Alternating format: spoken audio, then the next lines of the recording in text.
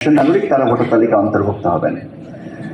এই বর্তমান সরকার এটা সংশোধন করে বলেছেন যে নির্বাচনকে বিবেচনায় রেখে নির্বাচন কমিশন যে কোনো একটা তারিখকে কাট অফ টাইম করতে পারবেন, যাতে করে নতুন ভোটার বা তরুণ ভোটাররা অন্তর্ভুক্ত হতে পারেন। এবং সেই বিবেচনায় 31শে অক্টোবর 2025 তারিখ পর্যন্ত যাদের বয়স 18 হয়েছে তাদেরকে ভোটার তালিকায় অন্তর্ভুক্ত করা হয়েছে।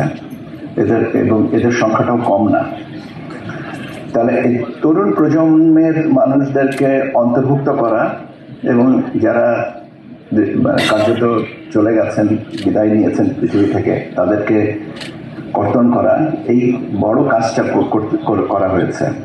নতুন রাজনৈতিক দলের নিবন্ধন ছিল আরও একটা চ্যালেঞ্জ, সেটা উত্তরণ করা হয়েছে। হাঁটি পা করতে করতে আজকে আমার ধারণা আমরা 43 ঘন্টা পিছিয়ে আছি। 43 ঘন্টা পরেই আমাদের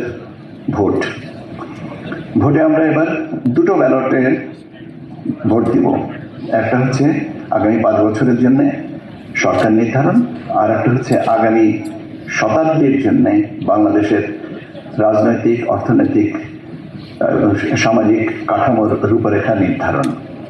দুটোই অত্যন্ত গুরুত্বপূর্ণ, একটা আর একটা সম্পূরক।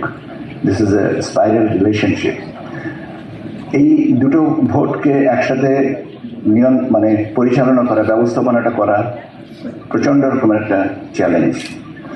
আমরা গ্র্যাজুয়ালি এটাকে নিয়ে আসতে পেরেছি এবং আজকে আমি আপনাদের কাছে জানিয়ে দিতে পারি যে আমাদের এ পর্যন্ত যতগুলো আসনের ভোট হওয়ার কথা 299টা। একটা আসনে আমাদের একজন প্রার্থী ইন্তেকাল করার কারণে ওটাকে ওটা বাতিল করা হচ্ছে, এটা পরবর্তীতে হবে। 299টা আসনের সব ব্যালট পেপার চলে গেছে, সব নির্বাচন উপকরণ চলে গেছে।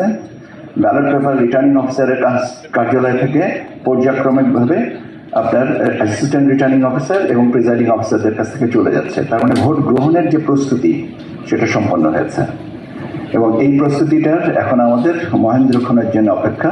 আমরা আগামী 12 তারিখ সকাল 7:30টার সময় ভোট দিয়ে আমরা একটা যুগান্তের একটা সন্ধিক্ষণে আসবো এবং আমাদের শুভ সূচনা হবে এবং ওই সময়টুকুর জন্যই আমরা এখন অপেক্ষমান।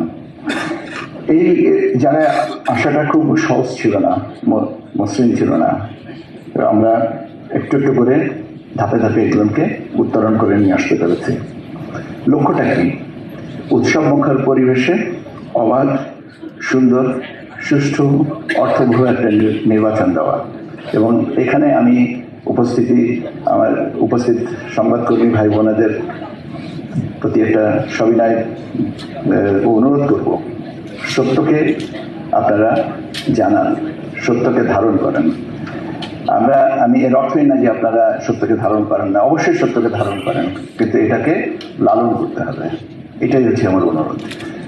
আমরা তথ্য সরবরাহ করব, তথ্য দিব, তথ্যের ব্যাখ্যাটা থাকবে, কিন্তু অপতথ্য, অপপ্রচার থেকে আমরা বিরত থাকবো। যেটা সত্য সেটাই বলি, সেটা সত্য আমার যতই নির্মম কঠিন হোক না কেন আমরা সেটাই বলি, অসুবিধা নেই তো। সত্যই। আমি একটু ছোট্ট উদাহরণ দিই। বাত ব্যথা, প্যারালাইসিস কিংবা আর্থ্রাইটিস, আধুনিক ফিজিওথেরাপি ও পুনর্বাসন চিকিৎসায় নির্ভরযোগ্য নাম ডিপিআরসি। গত পরশুদিন সন্ধ্যায় আমরা একটা নির্বাচন কমিশন থেকে সেলফোন ব্যবহারের উপরে একটা প্রবিধিমালা বা নীতিমালা করা হয়েছিল যে 400 গজের ভিতরে, সেন্টারের 400 গজের ভিতরে এই সেলফোন নিয়ে আসা যাবে না। আমরা বিভিন্ন ধরনের প্রস্তাবনা পেয়েছি, অসন্তোষ জেনেছি এবং বিভিন্নভাবে জিনিসটা যখন আমাদের নজরে এসছে আমরা দেখেছি আচ্ছা ঠিক আছে, সেলফোন এখন তো আমাদের জীবনের একটা অংশ হয়ে গেছে। আমি তো দেখছি এখানে অনেকগুলো সেলফোন তুলে সংবাদকর্মীরা দায়িত্ব পালন করছেন। তাহলে এখানে এই জিনিসটাকে একটু ক্লারিফাই করে দেওয়ার কথা দরকার, যাতে সেলফোন নিয়ে কারো মনে অসন্তোষ না থাকে। এবং আমরা আমি গতকালকে সন্ধ্যার সময় আমাদের ওখানে যে মিডিয়া বিটটা আছে তাদের কাছে আমি বলেছি যে এই জিনিসটাকে আমরা প্রত্যাহার করবো এবং আজকে আমাদের এই ধরনের নির্দেশনাটা চলে যাবে। তো এই যে দেখেন, যেটা যখন আমরা মনে করেছি যেখানে বা আমাদের নজরে এসছে যে এখানে সংশোধন লাগবে, সংযোজন লাগবে, বিয়োজন লাগবে, আমরা কিন্তু করছি।